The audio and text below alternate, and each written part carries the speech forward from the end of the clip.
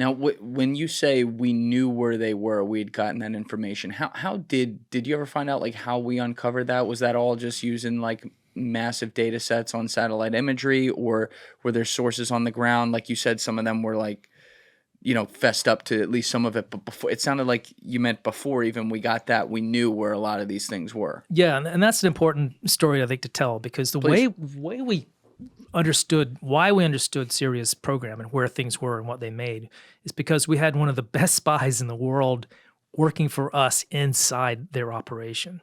And so in the start of the book, there's a story about this Syrian chemist who was actually trained in the United States. He'd gone to the United States on a scholarship as a kid, so he really liked Americans, and lo and behold, when he grew up and became a scientist, he went to work making sarin for Assad. That was his job. That's what we trained him for. That's here. what we trained him for. That's He right. had a really good chemistry degree, and so right. he went to work in Syria and started making this stuff for a living. And at some point in the 80s, he decided that he needed to tell the Americans what he was doing. And there's complicated reasons. He ended up getting a lot of money for us, for one thing. So he got financially rewarded quite a lot.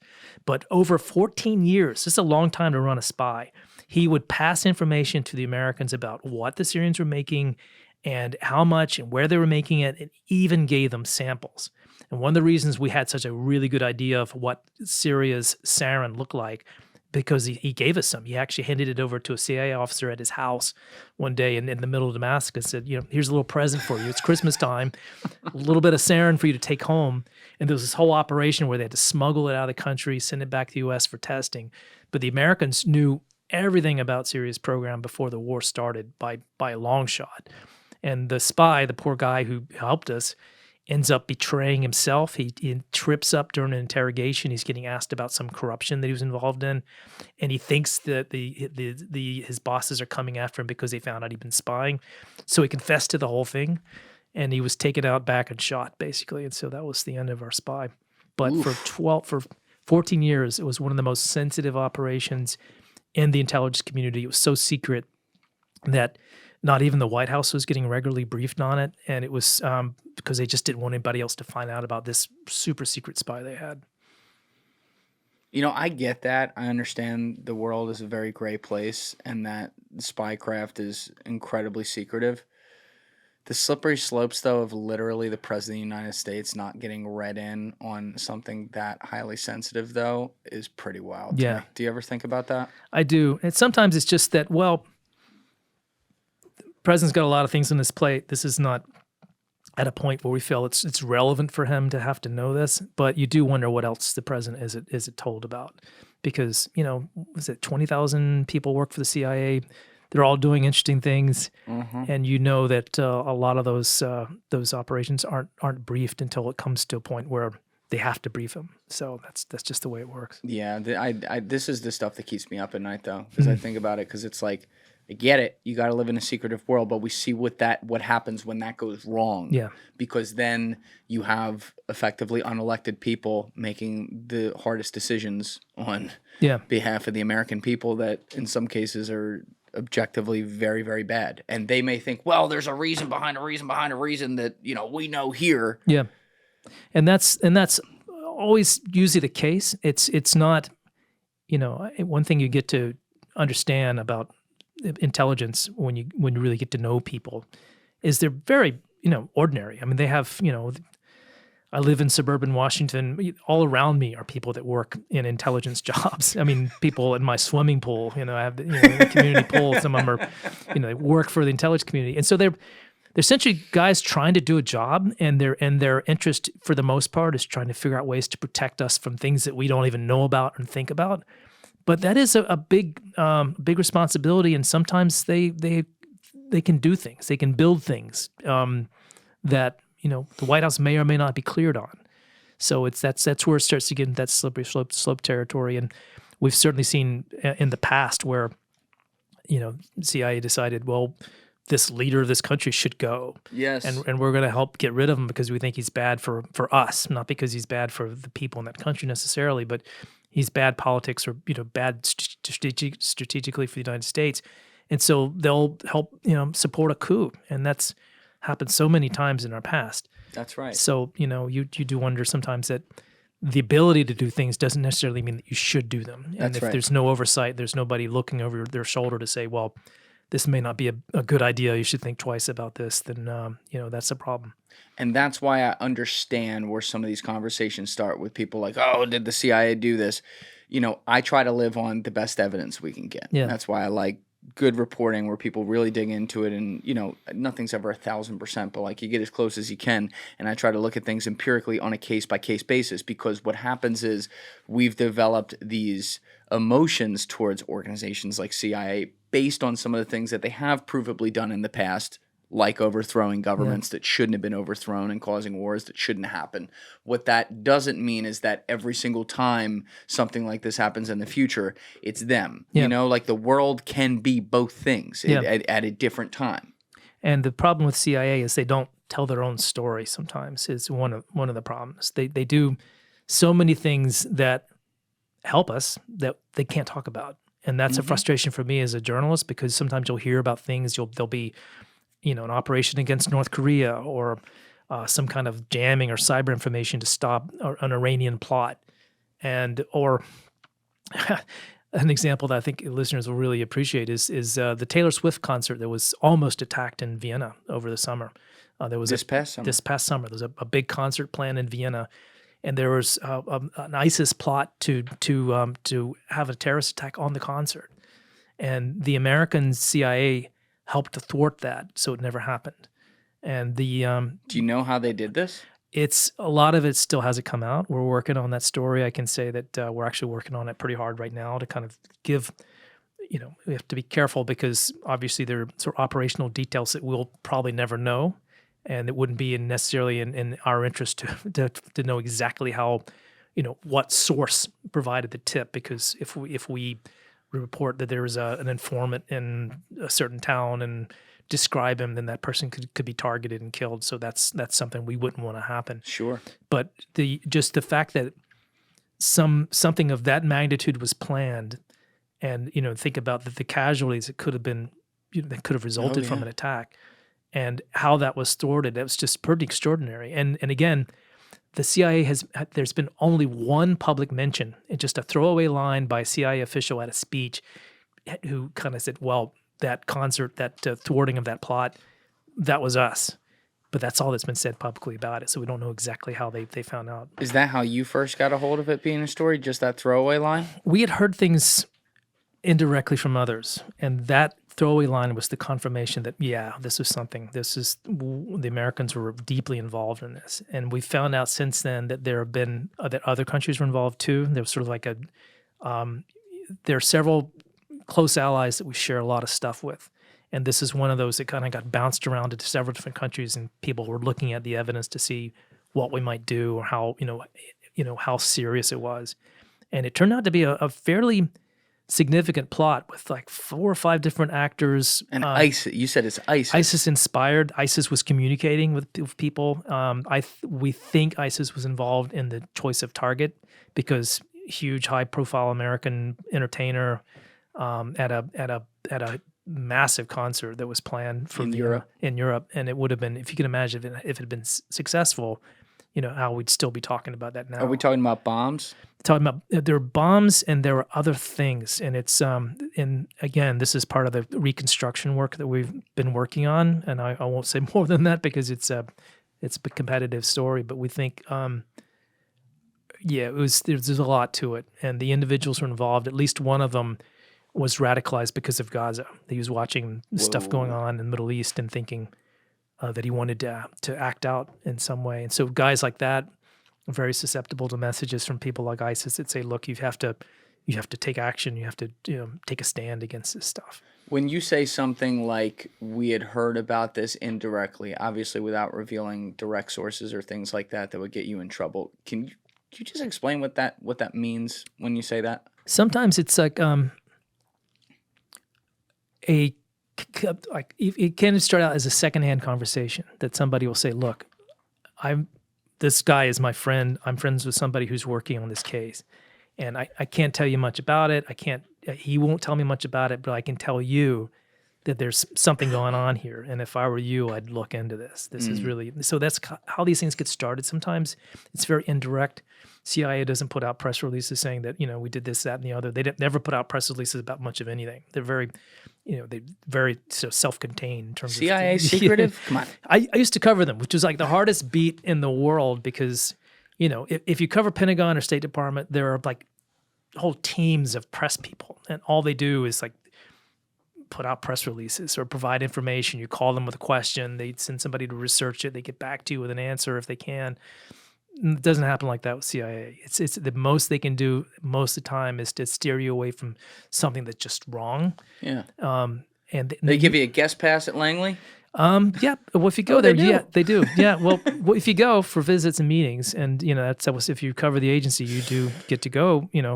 For briefings sometimes. If you can arrange one, if you can make an argument that look, I'm working on a story about chemical weapons, and here's what I've found, and I'd love to have a discussion with your folks who are interested in this subject. And that sometimes can lead to a meeting, and it's I must say, a very cool place to visit, because you walk in the door, and the first thing you see is this huge CIA seal that's on the floor. It's part of every movie that's ever made about CIA. It's this big seal, and then on the wall is this big display of stars. Each star for each CIA officer who was killed in the line of duty, and some are named, and some have names they're forever withheld because they had secretive jobs and their identity was secret. So it's just like a blank space on the book next to them. But behind all that is this one of the coolest museums that you'll ever see in your life if you have the privilege of seeing it. And that's not many people, but CIA basically has its collection of stuff from 50 years of operations around the world, and it's everything from somebody's communication device hidden in a pen or in a shoe or something during Cold War times, to literally Osama bin Laden's gun that was hanging on the wall of his house in Abbottabad when the SEALs broke in, and there it is, right there where you can see it. And so all the swag and all the cool stuff that they've gotten from operations around the world is in this little spy museum. And that's the stuff they can show you. That's the stuff they can't show you. Stuff right. they can't. There's things that are hinted about on the display that you just wish you could get the whole story for. Yeah. So you were literally on, like, it was called the CIA beat. Yeah, or intelligence beat, we call it. But that's sort of the CIA is the main agency we cover. There's the mushrooms here again. Feed them shit, keep them in the dark. Let's go. It's intimidating for somebody who's come into it cold, as I did in 2007 when I first got the job. Oh, what a year! I know. It's unbelievable because that was all the stories that the CIA didn't want to talk about at all, like black site prisons. I just had John Kiriakou in here for 6.5 hours. Yeah, I knew. Yeah. In fact, I dealt with John when his story broke. Yeah, but that was not a time of warm relations with the CIA and the press. But yeah, it is such a fortress in terms of trying to get information and try to understand what they're doing, that it takes a long time to get to the point where you feel like you have a handle on it. And it's until that point, you just feel completely lost.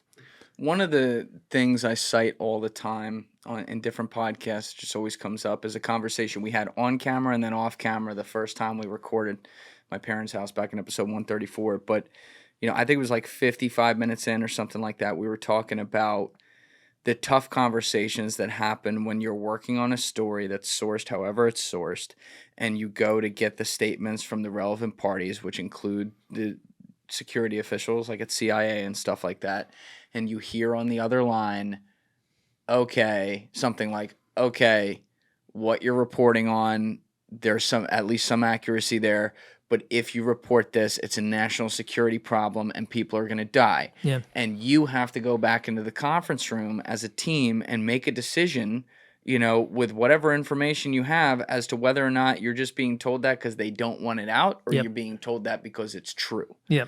And I always think about how difficult this must be. And it's very easy for people out there to throw stones from glass houses at guys like you who have to live inside these worlds and do their best reporting it. But it also does mean that, because of the people you're around, you're going to get great reports out there over the many years you've been doing this, where you source everything correctly and just statistically something's wrong because there's lies. Yeah. And even if you source it from, you talked about sourcing it from 10 different intelligence agencies sometimes, who knows what they might actually be lined up on for Yeah, something, you yeah. know?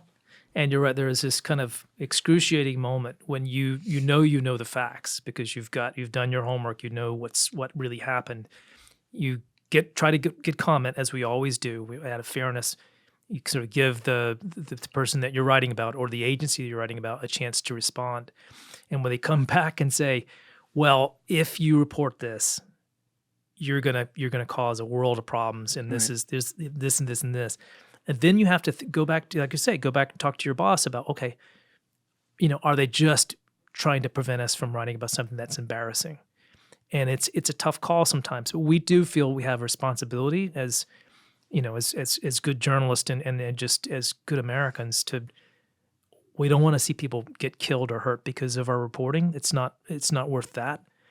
On the other hand, we feel it's very important to that citizens of the country know what the government is doing in their name, and that's why this reporting is important, because that kind of scrutiny and oversight is fundamental for a democracy. We can't have people, who are using our taxpayer dollars and doing things in our name, doing things that are illegal or criminal or harmful to Americans in our interest. So Absolutely. that's the balance that we have to try to strike. And I just have to say that the press gets bashed a lot, and a lot of criticism is justified. Yep. But the folks who work hard to try to present factual information, we don't make stuff up. We don't put stuff out on Twitter that's just like secondhand, Yes. made up garbage that's being recycled. There's a lot of dedication and a lot of hard work that goes into trying to confirm what's true and what's important, and that's how we spend our days. Yeah, and I think it's a good point because, like I said, I like to find the good in things, and you're right. There's a lot of reason for people to not have faith in mainstream journalism these days. To be honest with you, I think a lot of that, you have colleagues. You're a guy who doesn't want to get into controversy with stuff like that, so I don't want you to have to say anything or whatever. But when you look at any of these major publications, Washington Post, New York Times, any of the big traditional ones, a lot of the drama comes from the people who are reporting specifically on like domestic policies with a clear agenda. And the American people then extract, and I understand this, and I'll catch myself doing it sometimes too. They extrapolate that to absolutely everything. So what I do my best in this job is to read reports on their own merits wherever they're from. I read everything across the spectrum, and when I see shit that's good, I don't care where it comes from. Because I do know, like, even within places that get villainized now, there's some people doing great work. Yeah. And that's what we try to find here. That's why I bring you on here. But it's a difficult place to be, because I think guys like you deal with the stuff that's way more important, because all these types of geopolitical problems, they exist before any presidents get there, and they exist after they leave. Absolutely. Right? And the organizations who are behind it on our end and on the other side of it, well, we know that's the truth there. So trying to get some level of truth or reporting, bringing light to those stories where it's relevant to do it, guys like you have a really big responsibility like that. Yeah. And it is a responsibility, and it's also in a way a kind of a privilege to be able to ask questions. And that's what sets the profession apart a little bit. People online can speculate about things.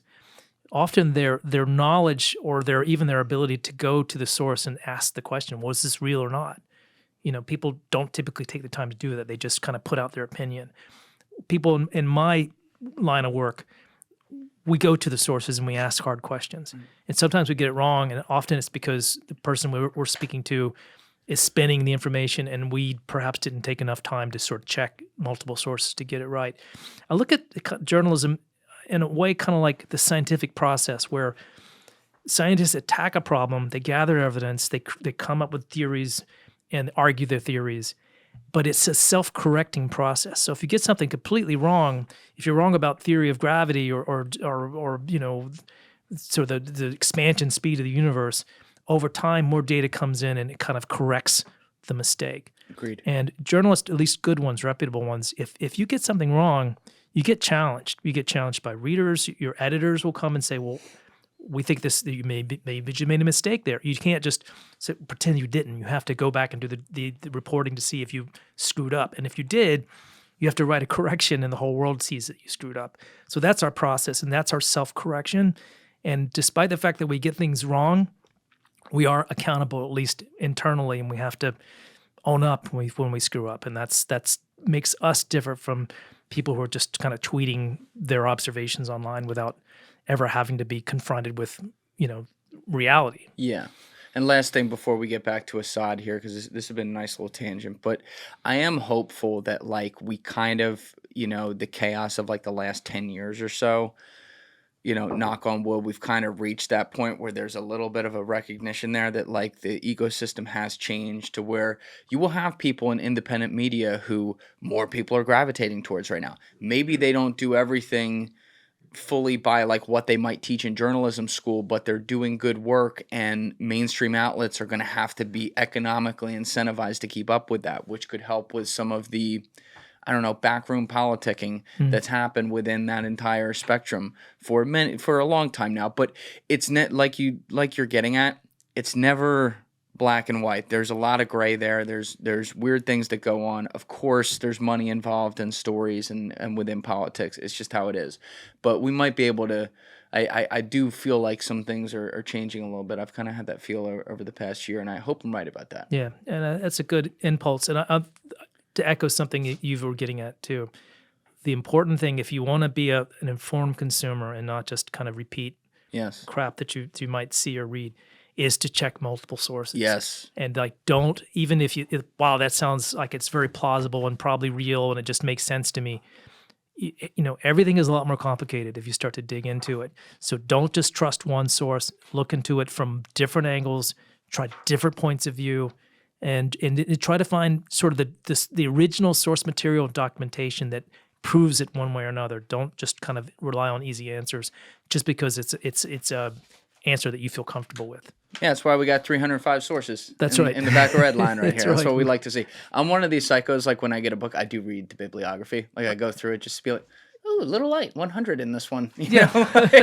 Like I do want to see that there's real backing that goes into it rather than someone just writing brilliantly and making it sound good. It's a pain in the butt to do footnotes, but it is so important for credibility. Absolutely. So, Absolutely. But on to Assad, we have been talking about the chemical weapons and the whole story you told in Red Line and the aftermath of all that. But as you were saying, in your reporting, the CIA and the U.S. military did not want to get involved in like starting a war there, so they have this consolation prize where they go to destroy at least most of these facilities and weapons. We got into this because we were saying they didn't destroy quite all of them, but they got a lot of it to the point that it was rendered not nearly as useful for him as it had been. But this now leads to, because those attacks were like 2013, so this leads to the period where he starts getting into the drug dealing to economically prop himself and his government up with what they can. And at the same time, the civil war is in full blown. So the country that he used to control,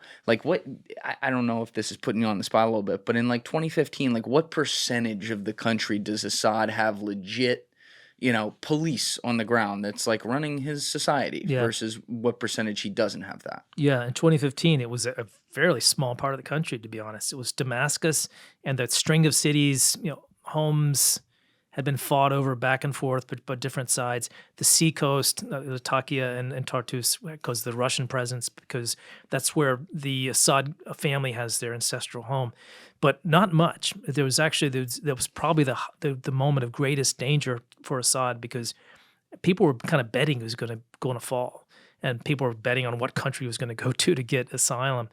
And the only reason that he was able to survive is because Russia and Iran came to his rescue and decided that it was more important to them to have Assad stick around than it was to everybody else to try to get rid of him. And they dug in, they invested their own military hardware, and in Iran's case, fighters on the ground to make sure he stayed.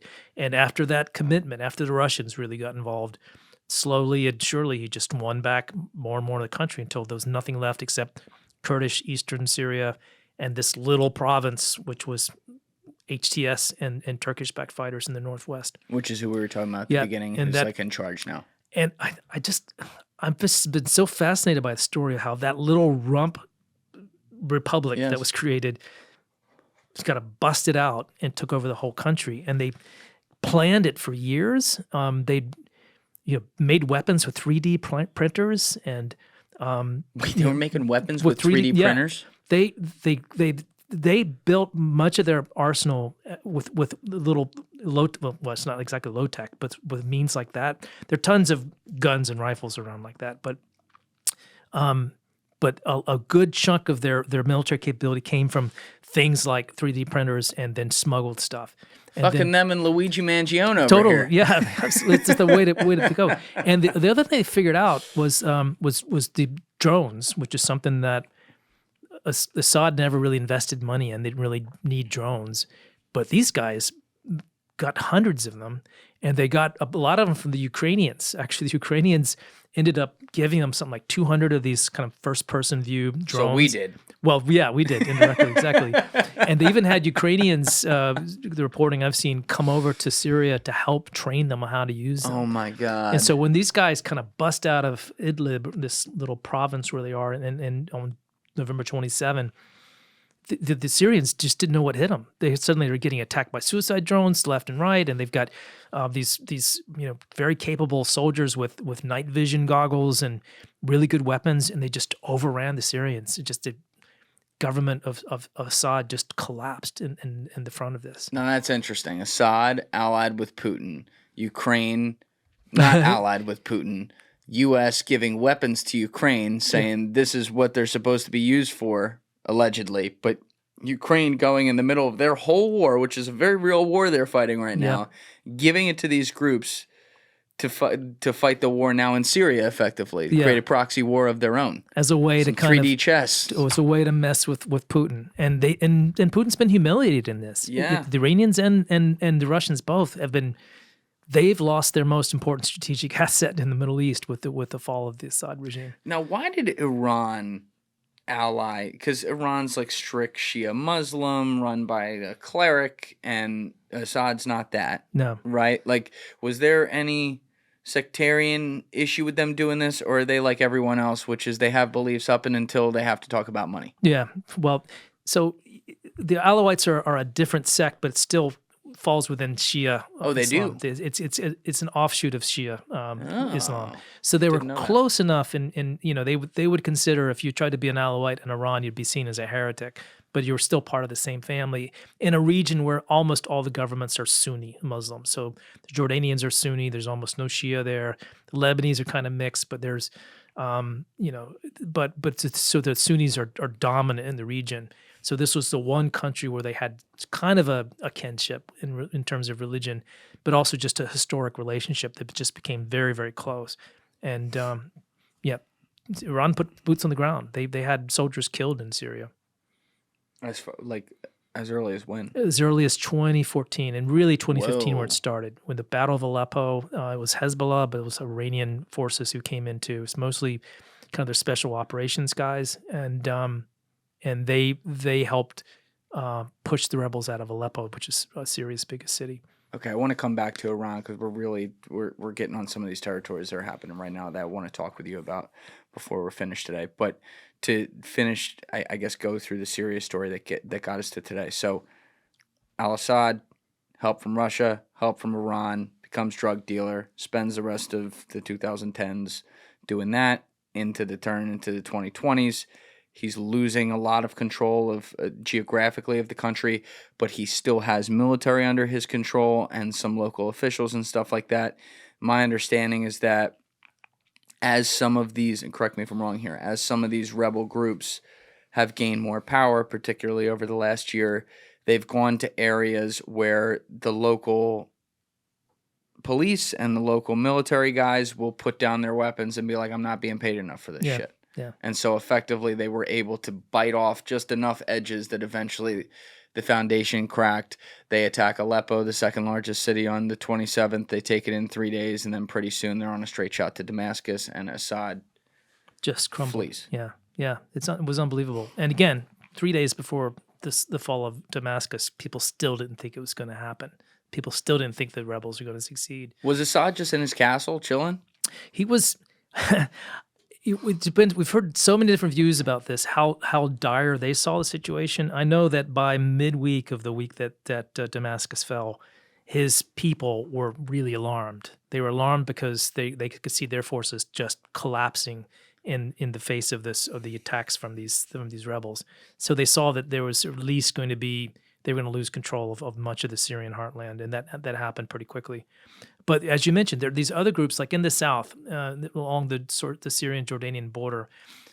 There's this group called the Druze, and they're kind of another of these interesting kind of mixes of different belief systems. But the Druze are very tribal. They hated Assad for a very long time. They'd kind of stood down, didn't exactly disarm, but they'd kind of gone underground with their opposition to Assad until they saw these rebels from the north become successful. Then suddenly everybody picks up weapons again and just push out the police in local towns. Often, as you say, the local cop would just, well, I'm not going to fight you guys. I'm just going to quit or join with you. And this thing kind of snowballed and cascaded until groups from multiple directions were ascending on Damascus at the same time. What were you thinking? First of all, how did you find out about the November 27th thing? Did you find that out before it was happening, or like right as it was happening? Who told you? It was right as it was happening, and nobody really took it that seriously at first, because it felt like, every now and then, these have been fairly stable lines in the north, like between the government forces and these rebel groups, and there'd be a skirmish, or somebody would lob some mortar shells, and so you'd see that kind of thing all the time. And every now and then, a little bit more of a more significant flare-up. We thought it was just that. We first heard about HDS fighting against Syrian forces. It seemed at first to be in retaliation to some attacks from the Assad side. They'd sort of attacked a school or been some provocation. But then the next thing you know, it's like, oh, wait a second, they've kind of broken through the lines, and oh wow, they're in Aleppo now. And wait a second, they've just taken over what used to be the country's largest city before it was destroyed. And they're in control. And the speed with which Aleppo fell shocked us, but also made us realize that this was different. This is something that had not happened in a decade. This is something quite new in terms of the change of lines and sudden momentum by the rebel side. What about all the hardest line guys, though, those Billy Bat guys around Assad? Where were they in all this? Because they're not the ones that were necessarily giving up their weapons as this is happening. That's happening at lower levels. But where are like the hardliner torture in chiefs, if you will? What we've seen has been this miraculous, the wrong word for it, but just remarkable migration to Lebanon, into Hezbollah-controlled territories. Whoa. Something like 7,000 Syrians in a very compressed period of time just ran the hell across the border and pled for safety, and Hezbollah granted it. So people from, I mentioned Assad's brother Maher, his army division, they're some of the worst of the worst. They've dropped their guns and ran to Lebanon, a lot of them. And others are, the ones that are getting, it's been interesting that the HDS guys have said to ordinary rank and file Syrian troops, sort of the soldiers who are fighting for Assad, if you put down your arms and you don't oppose us, if you're just like a normal soldier, we're going to leave you alone. If you're one of the bosses, if you're running torture chambers, we're going to find you and kill you. And if we don't find and kill you now, we're going to pressure governments for your extradition to bring you to CNN's justice. going to break you out of prison and bring you across. That's right. Those fearless CNN reporters. It's been kind of. They've had a lot of fun with this, I think. But it's great how they're almost immediately on the ground and in the craziest places trying to interview people. Yeah, for people who don't know the context there was like this. I actually felt bad for him. There was this story where I forget her name, but the one reporter from CNN was on the ground and they're like videoing her rescuing this man, like, thank you, from this prison. And like a day later, people are like, wait, I think this is like Assad's chief torturer. And then she had to put out a tweet today that was like, I can confirm that the man we rescued was the chief torturer. If you're going to surrender somebody, surrender to a CNN reporter. That's the moral of the story. Yo, that guy was a great actor. He knew exactly how to play that role. Wow. Because I bought it. I'm watching. I'm like, wow, that poor guy. He's been tortured. Nope. But he looks well fed for some reason. Yeah, he's not emaciated, but he looks upset. Oh my God. That story, I actually, it's in Red Line, and it's kind of a tragic ending in just the last few days. But there was a guy who was a Syrian, just a normal Joe who was trying to deliver baby formula it's the height of the Civil War, ends up crossing the wrong line, gets picked up by Assad's people, and just tortured for, brutally for a couple of years. The reason he shows up in the book is because at one point, when it looked like Obama was going to bomb Syria after the chemical weapons thing, Syria decided to round up all these prisoners and bring them to these military bases that they thought were going to get attacked by the Americans. And they just put them in big warehouses. This is August, September, so heat of the summer, really awful conditions in these big hangars, basically. And they kept them out there for a couple of days. And I met this prisoner, and he told me this really heartbreaking story about just, laying there on the floor of this hangar and looking at the ceiling and thinking that any minute these American missiles are going to come through and kill them all. And after a few days, Assad, gives up and everybody goes back home. But he becomes, relevant recently because he got away for a while, but then he got captured again, and he was found in a prison hospital, and he had died like 2 or 3 days before the prison was liberated. The same guy. Same guy. He'd been tortured so much that he was just, his body was a wreck, and they brought him to a prison hospital for recuperation, and almost made it to the end, and then he gets killed. I remember that story in your book. Yeah, it was an incredible story to hear personally, because the guy, sort of the evidence, physical evidence of torture were all over his body, and he'd been abused in the most horrific ways. What kinds of things were they known for doing? Oh, so lots of electric shocks, electrodes connected to genitals, rape with crude instruments, a lot of things where, you're in a room full of people and you kind of have to vote which of us gets executed tomorrow. So that kind of psychological torture. And it just goes on for years like that. And just people being kind of randomly killed in prison. And he managed to survive it and got out. And in this crazy circumstance, ended up back in Syria and captured again. Horrible. I'm sure there's a lot of stories like that, unfortunately. And it seems like now we're at the point where all those stories are starting to come out because prisoners getting out of jail, been in jail for years in some cases. And like you think of these things that have been going on for a while, where you think of these countries in a certain type of way, but we all see the pictures of even older examples. Here's an Iranian girl in 1978 at college, right? Oh, here's an Afghani girl at college in 1956 or whatever. Oh, here's someone in Syria at a villa chilling, in 2000. Mm-hmm.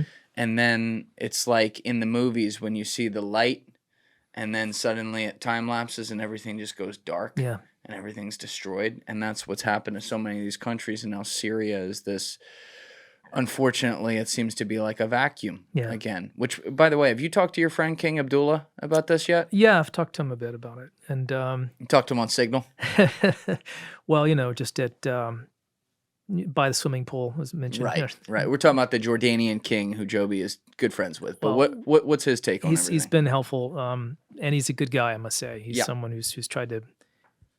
whose head has been in the right place in a lot of this stuff. But it's my favorite king ever, for sure. It's in the short list of good kings. Yeah. It was a difficult situation for Jordan because Syria is on their border. Yes. And Syria has caused no end of problems since the beginning of the civil wars. Everything from ISIS infiltration, weapons coming across the border, then the drug problem. So it's been a violent situation. It's been awful. At the same time, they kind of felt that they had to somehow work with Bashar. He was there. He was the leader of the country. They didn't have any choice but to try to have some kind of normalcy with them. So they've been this talk about restoring, normal relations, having at least communication back and forth. And so they made a real attempt, and they thought that they could try to peel Bashar away from the Iranians, make him, reform him in some way. So there was a lot of talk about that in the last couple of years, trying to bring Bashar over, make him a responsible leader and help him to reform his country, stop the drug trade. None of it worked, frankly. Bashar made promises. He was going to stop drug smuggling. None of it ever happened. So all their hopes of trying to, bring Bashar over from the dark side, just everything kind of evaporated. And then, the revolution happens, and they're in this situation of not really knowing what to think. I mean, in a way, it's great, good riddance, Bashar and your Iranian allies, but now what? What comes after him? What kind of problem are we going to have in a year from now that we can't even anticipate? So it's a moment of uncertainty, I think, for him and for his people, that they're hoping for the best for Syria.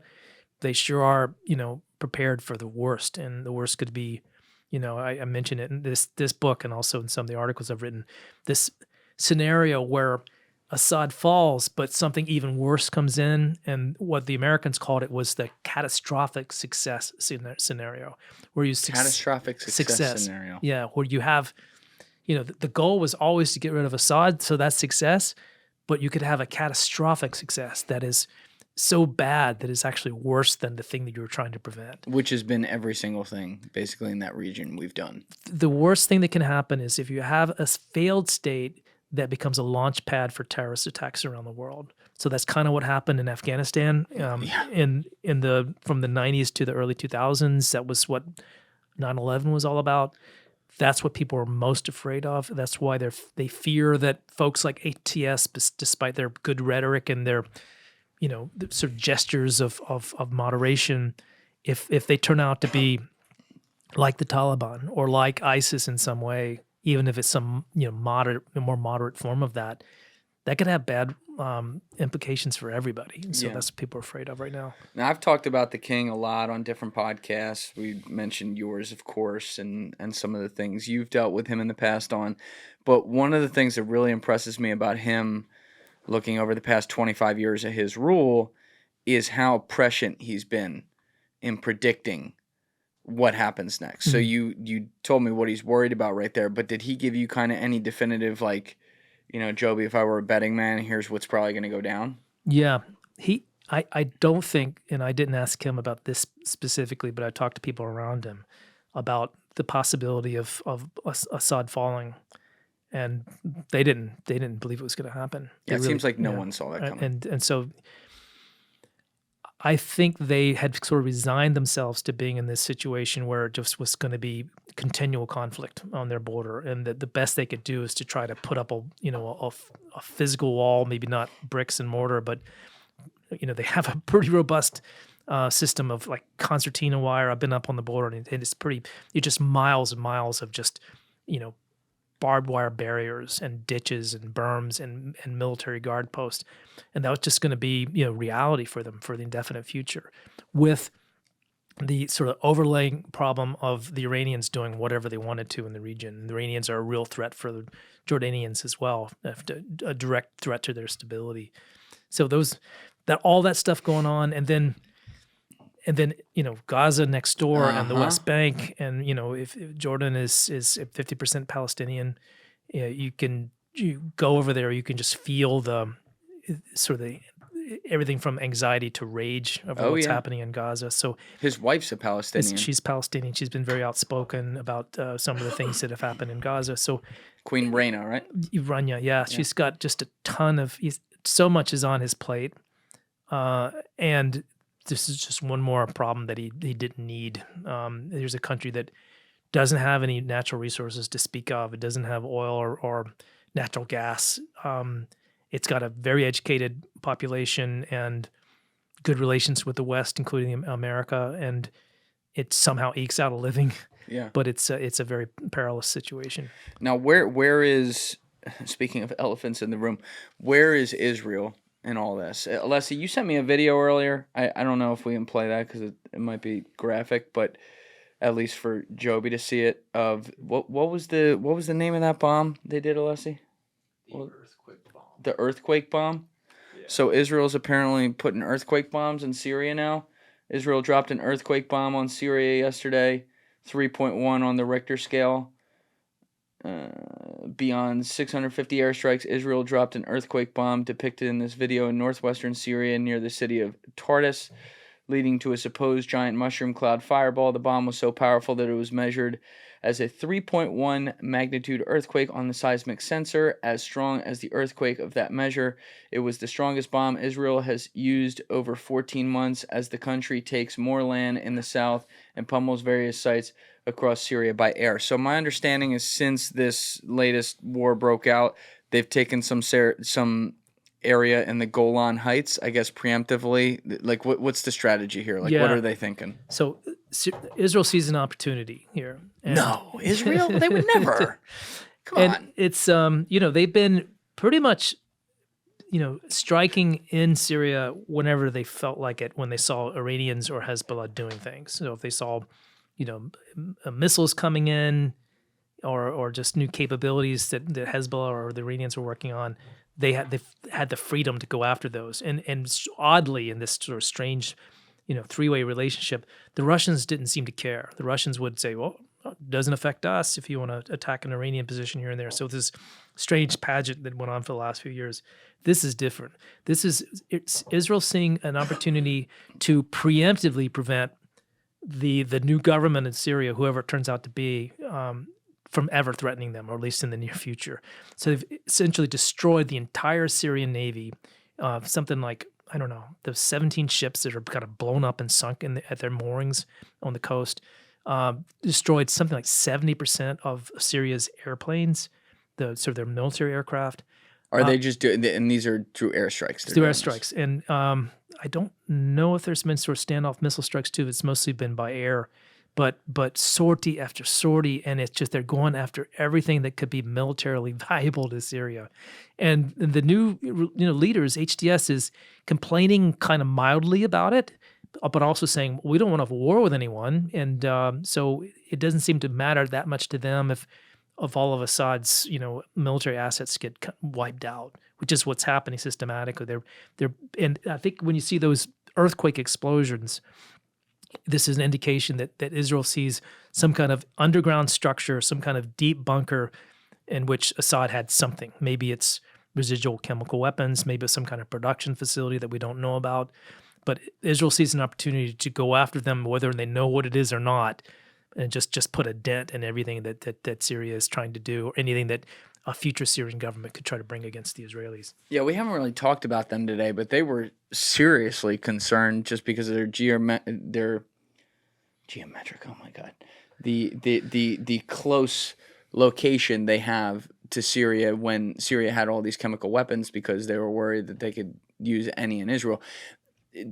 Did Assad really care about that, though? It seemed like, to me, just reading from the outside, it was like one of those things where, all right, well, some of the Arab world doesn't like Israel, so publicly that's kind of what we'll say. But it was almost like that wasn't his fight. Yeah, it wasn't his fight in recent years, but it had been historically, because Israel and Syria fought two significant wars, so 67 and 73. That's right, yeah.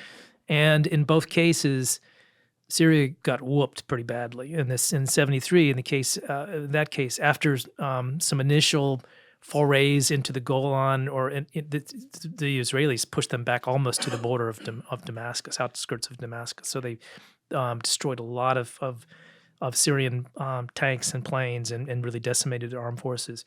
And so Syria's response to that is, well, we can't really compete with the Israelis, in terms of our army. We don't have a nuclear weapon, which Israel does have.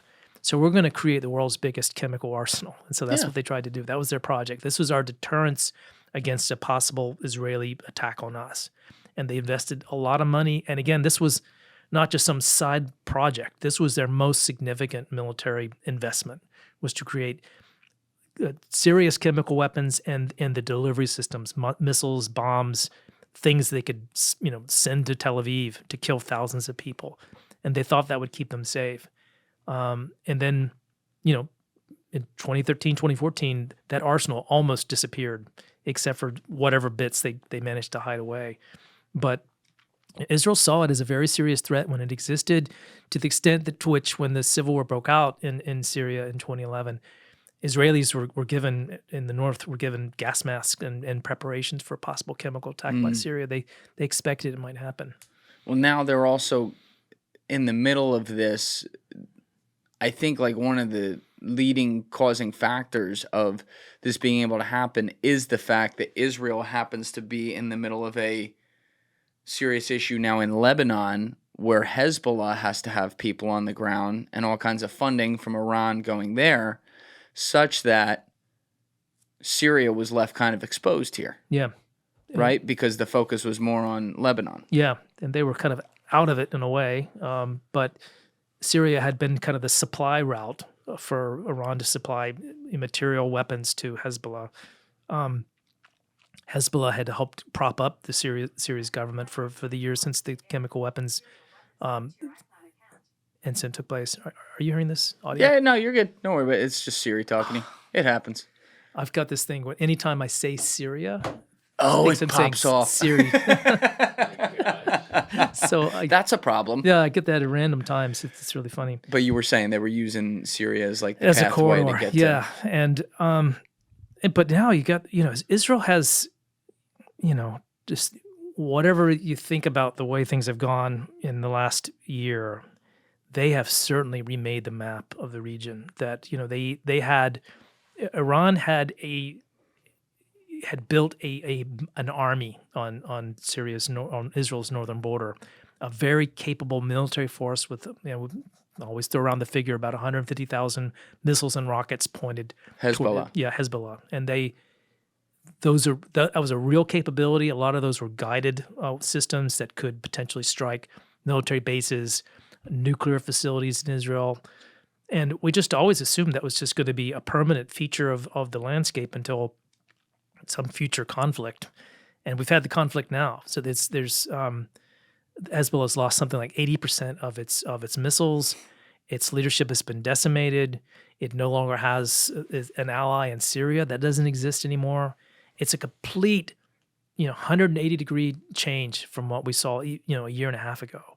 And you do have to kind of step back and say, geez, the whole security, environment has completely changed for Israel in the last year. Again, though, it's like the downstream effects of this stuff are what you can't get away from. Yeah. And my friend Brandon Buckingham, you ever seen his channel on YouTube? Don't I ever think so. showed you that?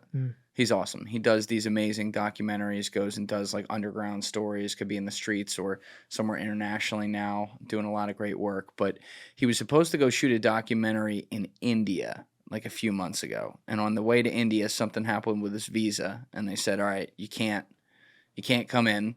So he's like, all right, well, I'm already halfway over the world, so where should I divert my flight to? He's like, oh, let's go to Lebanon.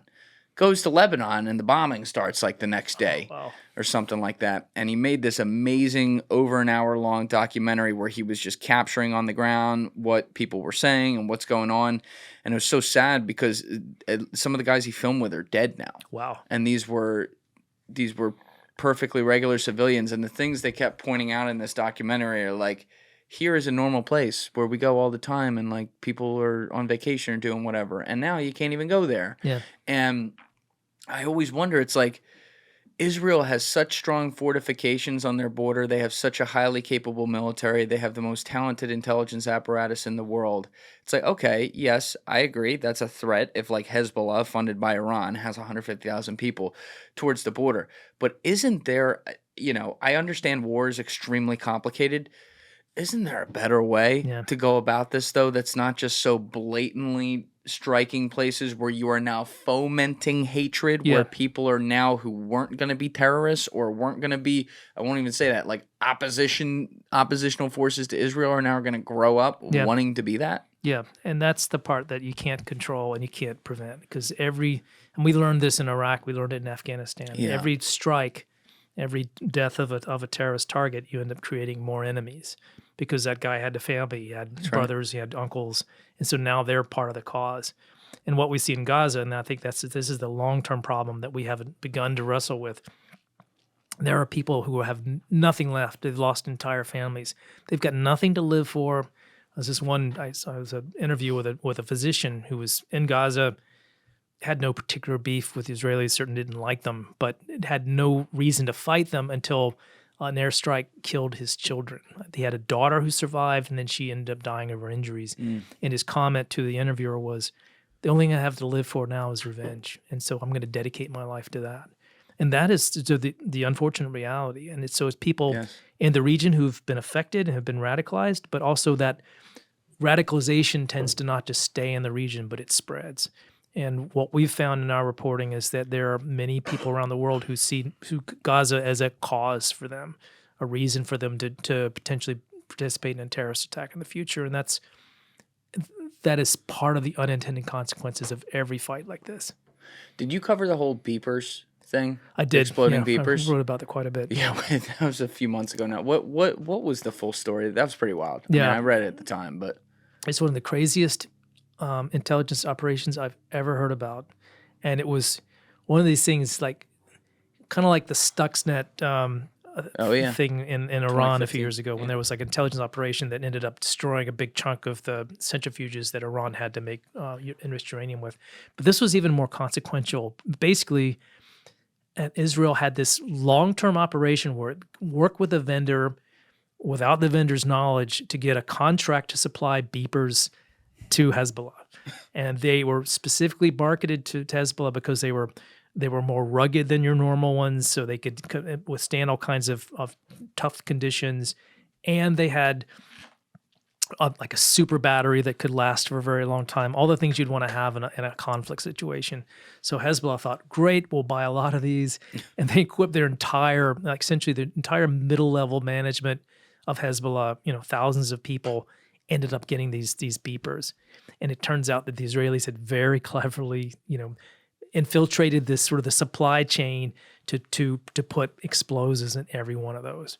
And they were so ingeniously made that the explosives would not show up if you put it through like a metal detector or if you put it through like an airport screener. It was like a thin strip of explosives that blended in with the battery itself.